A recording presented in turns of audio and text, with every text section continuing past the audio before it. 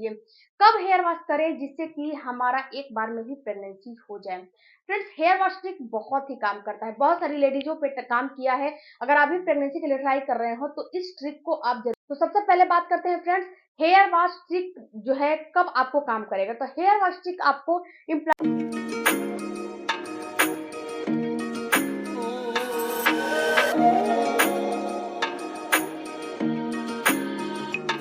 Tricks आपको implantation के time पे काम करेगा।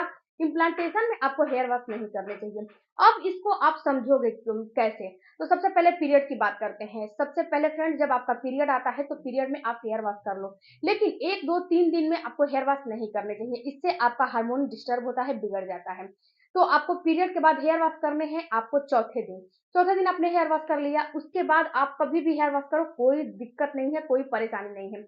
उसके बाद आता है ओवुलेशन के टाइम पे। तो ओवुलेशन के टाइम पे आपको हेयर वॉश बिल्कुल आराम से करना है। आप पीरियड से लेके और आप 20 दिन तक बिल्कुल आराम से हेयर वॉश करो, उसमें कोई भी दिक्कत आपको नहीं होने वाली है। अगर आपके पीरियड की साइकिल 28 दिन और 30 दिन की है, उसके लिए मैं बता रही हूँ। आप फ्रेंड्स, ये टोटल निर्भर करता है आपके पीरियड के साइकिल के ऊपर। तो ओवुलेशन के टाइम पे आपको हेयर वॉश करना है, ऐसा नहीं है कि ओवुलेशन के टाइम पे हेयर वॉश नहीं करना है। ओवुलेशन के टाइम पे आराम से आप हेयर वॉश करो, कोई भी दिक्कत नहीं, कोई भी परेशानी नहीं होगी। जब अंडा और स्पर्म मिलता है ओवुलेशन के टाइम पे, तो ये मिलके फर्टिलाइज हो जाता है। जब फर्टिलाइज हो जाता है तो क्या होता है कि फ्लिपियन ट्यूब में ही ये रहता है। कम से कम आपको 4 से 5 दिन ये फ्लिपियन ट्यूब में ही उसी में अपना ग्रोथ ये करता रहता है। उसके बाद होता क्या है कि जब ये अंडा स्पर्म मिलकर फर्टिलाइज होके और जो है ये ग्रोथ करके निकलता है, तो ये निकलता है आपके एंडोमेट्रियम की दीवार में धंसने में आता है, और बच्चेदानी में ही एंडोमेट्रियम की दीवार तैयार होती है। वहीं पे इसको धसाया जाता है। जब वहां पे ये धसने के लिए आता है, तो फ्रेंड्स होता क्या है कि एंडोमेट्रियम की जो दीवार है ना, वहां पे प्रोजेस्टेरोन हार्मोन की बहुत ज्यादा जरूरत होती है। तो यहाँ पे होता क्या है कि जब बच्चा आपका निकल के आता है एंडोमेट्रियम की दीवार में धसने के लिए, तो उसमें जब धसता है तो उस समय आपका प्रोजेस्टेरोन हार्मोन बिल्कुल भी खराब नहीं होना चाहिए, बिल्कुल भी उतार चढ़ाव उसमें नहीं होने चाहिए। अगर प्रोजेस्टेरोन हार्मोन में उतार चढ़ाव हुआ, अगर प्रोजेस्टेरोन हार्मोन खराब हुआ, तो यहाँ पे आपकी प्रेगनेंसी खराब हो जाएगी, पूरी की पूरी मेहनत आपकी जो है बर्बाद हो जाएगी। आपको पता भी नहीं चलेगा कि मैंने इतना मेहनत किया प्रेगनेंसी के लिए और सारी मेहनत हमारी खराब हो गई। तो आपको यहाँ पे इम्प्लांटेशन जब होते हैं, यानी कि जब एंडोमेट्रियम की दीवार में आपका बच्चा धंसता है, उस समय आपके इम्प्लांटेशन होते हैं। तो अपने इम्प्लांटेशन, अपने ओवुलेशन को समझो और जानो। ओवुलेशन के बाद कम से कम 4 से 5 दिन के बाद आपका इम्प्लांटेशन होने लगता है। तो जब इम्प्लांटेशन की प्रक्रिया शुरू होती है, तो उस समय आपको हेयर वॉश नहीं करना है। अब फ्रेंड्स, बात करोगे कि मेरी तो मैडम जो है 25 दिन की पीरियड की साइकिल है, 40 दिन की पीरियड की साइकिल है, तो हम कैसे अपना इम्प्लांटेशन समझे। तो देखो डियर, अपना ओवुलेशन तो आप समझ रहे हो ना कि आपका ओवुलेशन कब होने वाला है। 40 दिन की पीरियड की साइकिल है, 45 दिन की है, 25 दिन की है, 21 दिन की है, जब भी की है। तो जब आपका जिस दिन जो है आपका इम्प्लांटेशन हुआ है, उसके 4 से 5 दिन के बाद आप हेयर वॉश बंद कर दो। जिस दिन आप फिर से मेरी बात को सुनो, जिस दिन आपका ओवुलेशन हुआ है, उसके चौथे 5वें दिन के बाद आप हेयर वॉश कर लो, उसके बाद हेयर वॉश बंद कर दो। क्योंकि फ्रेंड्स, आपका ओवुलेशन होता है, उसके 4 से 5 दिन के बाद आपका इम्प्लांटेशन की प्रक्रिया शुरू हो जाती है। क्योंकि जो आपका ज़ायगोट हुआ, जो ज़ायगोट है, फर्टिलाइज अंडा है, ये 4 से 5 दिन जो है आपके फ्लूपियन ट्यूब में रहता है, वहां से बाहर निकलता है। तो वही 4 से 5 दिन के बाद आपको हेयर वॉश बंद कर देने हैं। तो ये टोटल निर्भर करता है आपके पीरियड के साइकिल और ओवुलेशन के ऊपर कि आपका पीरियड का साइकिल कितना है, ओवुलेशन जो है कब होने वाला है। सपोज दिस कि अगर आपके पीरियड की साइकिल 28 दिन और 30 दिन की है और 14वें दिन 16वें दिन आपका ओवुलेशन हो गया, तो आपको करना क्या है कि आपको 21वें 22वें 23वें दिन के बाद से आपको हेयर वॉश बिल्कुल नहीं करने हैं। अगर 16वें दिन आपका ओवुलेशन हुआ है, तो आपको कम से कम 22वें दिन 23वें दिन के बाद से हेयर वॉश बिल्कुल बंद कर देना है। 14वें दिन आपका ओवुलेशन हुआ है, तो आपको 21वें और जो है 22वें दिन के बाद से हेयर वॉश बिल्कुल बंद कर देना है। अब फ्रेंड्स, इसके पीछे की लॉजिक क्या है। तो देखो फ्रेंड्स, इसका पीछे का लॉजिक ये है कि आपका माइंड और आपका तलवा और आपका यूट्रस एक ही में कनेक्ट होता है। आपके माइंड से जो ब्लड का फ्लो चलता है आपके यूट्रस में जाता है और आपके तलवे में जाता है।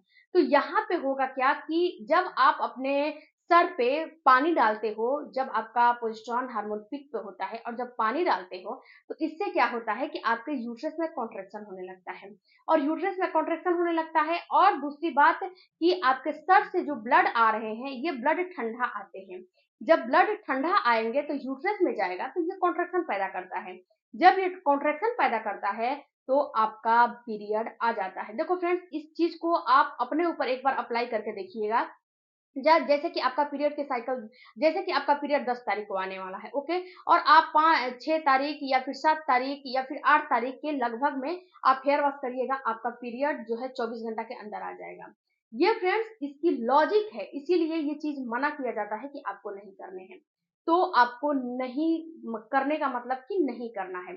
इससे आपका प्रोजेस्टेरॉन हार्मोन बिल्कुल गड़बड़ हो जाता है, और जब प्रोजेस्टेरॉन हार्मोन खराब होता है, गड़बड़ होता है, तो आपका पीरियड बिल्कुल ऑटोमेटिक से आ जाता है, आपको पता भी नहीं चलता है, और आप बोलते हो कि मैंने सब प्रिकॉशन किया लेकिन फिर भी मेरे पीरियड आ गए। दूसरी बात फ्रेंड्स कि जब आप हेयर वॉश करते हो, बहुत सारे लोगों का जो है कहना है कि हम गर्मी में हेयर वॉश कैसे रोक सकते हैं।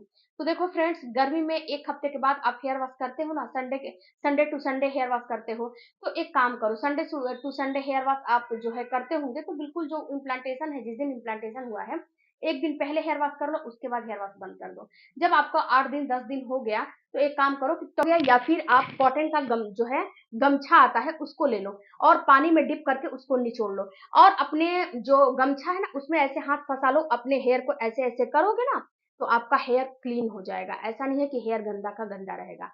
और फ्रेंड्स, अपने लिए थोड़ा सा तो त्याग आपको करने पड़ेंगे, थोड़ा सा त्याग नहीं करोगे तो आपको फल कैसे मिलेगा। तो कम से कम आपको 10 दिन हेयर वॉश नहीं करने चाहिए। जब आपका पीरियड मिस हो जाता है, पीरियड मिस हो जाने के बाद आप जो है चेक करते हो, जब डबल लाइन आ जाता है, तो सबसे पहला आपको काम करना है डॉक्टर से कंसल्ट करना। जब डॉक्टर से कंसल्ट करते हो तो डॉक्टर वहां पे आपको कुछ मेडिसिन वगैरह दे देती है। जब मेडिसिन दे देती है और मेडिसिन जब आपकी शुरू हो जाती है, तो आपको होता क्या है कि मेडिसिन जब शुरू हो जाती है तो उसके बाद हेयर वॉश कर लो, नो दिक्कत, नो प्रॉब्लम, कोई भी प्रॉब्लम नहीं होने वाली है। तो इसके पीछे का लॉजिक यही होता है कि आपका प्रोजेस्टेरॉन हार्मोन कम नहीं होने चाहिए। हार्मोन कम होने लगेंगे तो आपका एंडोमेट्रियम की दीवार धीरे धीरे शेड आउट होने लगेगा। इसके पीछे का लॉजिक यही है, और जब शेड आउट होने लगेगा तो आपका बच्चा वहीं पे आपका बच्चा वहीं पे खत्म हो जाएगा, आपको पता भी नहीं चलेगा, और पीरियड भी आ जाएंगे। तो इसके पीछे का लॉजिक यही है, तो इसको समझो, इसको हल्के में बिल्कुल भी मत लो आप। इसको समझो, जानो, और इसका उपयोग करो अपने ऊपर। ऐसा नहीं है कि आपने इस कान से सुना, इस कान से निकाल दिया, ऐसा बिल्कुल काम नहीं करने हैं। आपको अपने ऊपर इसको अप्लाई भी करने हैं, और अप्लाई करो। और फ्रेंड्स, अगर आपका फीडबैक अच्छा मिलता है तो कमेंट भी करो। अगर वीडियो अच्छा लगा होगा तो चैनल को सपोर्ट कीजिएगा, और फ्रेंड्स आपकी जो भी क्वेरी है कमेंट बॉक्स में जरूर दीजिएगा, उसका रिप्लाई आपको जरूर मिलेगा। मिलती हूँ अगले वीडियो में। Thank you for watching. Bye bye, take care, धन्यवाद।